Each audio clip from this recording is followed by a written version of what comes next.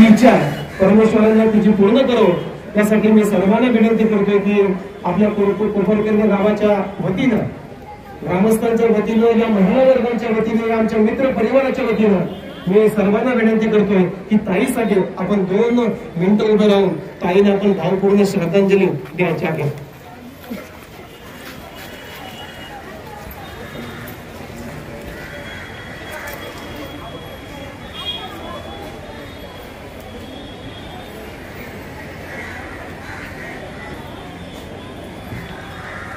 ओम शांती शांती शांती.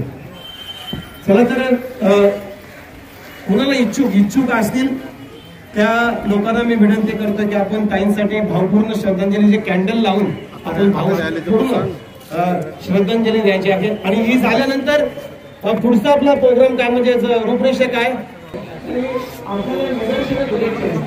आपले स्लोगन असतील की ताईंना न्याय मिळालाच पाहिजे.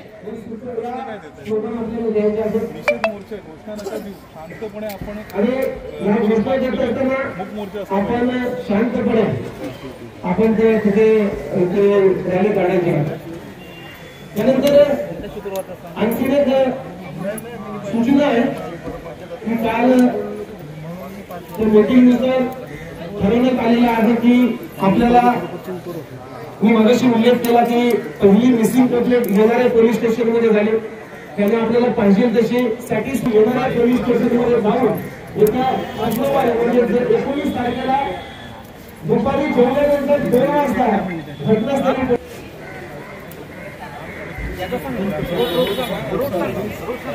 परत आपला रूट आहे.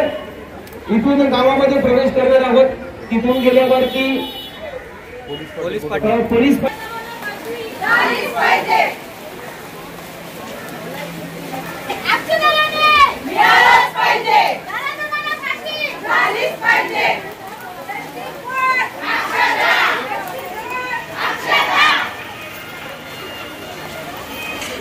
हॅलो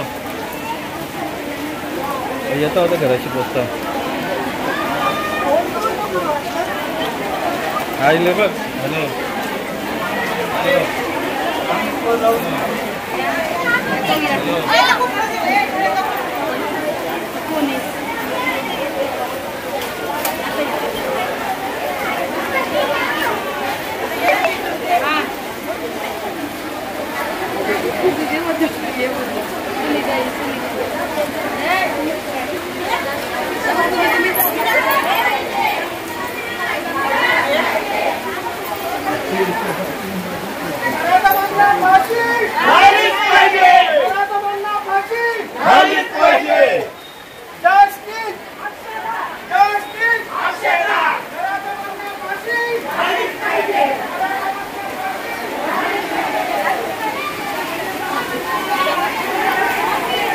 आयलास मधून ऐकलं तुम्ही ऐकलंस का तू उद्याला पाठवतो वाटतं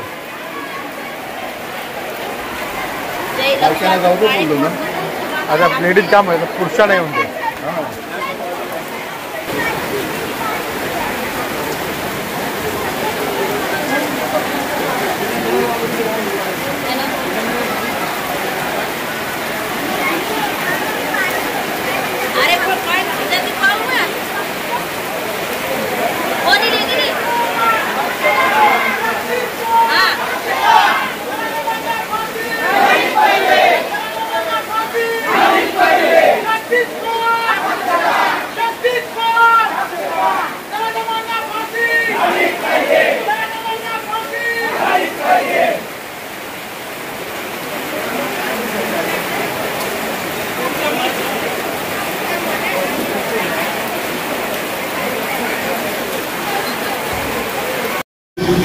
इंद्रिय अवस्था आहे की तिच्यावरती अत्याचार झाला आणि जे निर्गुणपणे खून केला गेला तर ते कृत्य करणारे जे नराधम आहेत त्या नराधमांना फाशी झाली पाहिजे. हा एक मार्ग.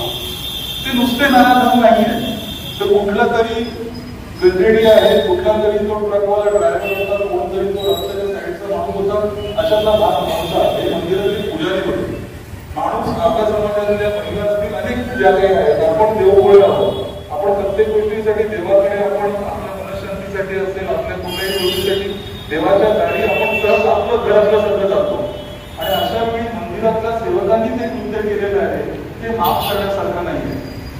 त्यामुळे त्यांनी जो धर्माचा अपमान केलेला आहे त्याची सुद्धा कठोर शिक्षा त्यांना झाली पाहिजे. त्यांनी जो आपल्या आस्थेचा अपमान केलेला आहे, आपल्या विश्वासाचा जो विश्वासघात केलेला आहे त्याची पण शिक्षा त्यांना झाली पाहिजे. अशा पद्धतीने त्या मारेकऱ्यांना, त्या नराधमांना शेवटपर्यंत म्हणजे तातडीने फास्ट ट्रॅक कोर्ट चालवून त्यांना शिक्षा होणे हा आपला पहिला आपला फोकस मध्ये पहिला बिंदू असला पाहिजे, आपलं फर्स्ट टार्गेट असलं पाहिजे. एक. त्याच्यानंतर दुसरी गोष्ट काय घडलेली आहे?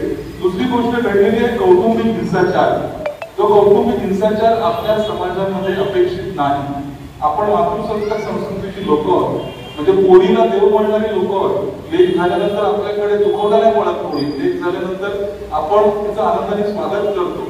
तर अशा वेळी आईला मान देणारी, बायकोला मान देणारी, बहिणीला मान देणारी, मुलीला मान देणारी, सन्मान देणारी आपली आगरी कोळी संस्कृती आहे. आणि या संस्कृतीमध्ये जर का कौटुंबिक हिंसाचार किंवा डोमेस्टिक व्हायलन्स किंवा मानसिक छळ करणे, सुनेचा, मुलीचा, कोणाचाही इतर स्त्रीचा मानसिक छळ करणे हे आपल्या संस्कृतीला शोभेचं नाही.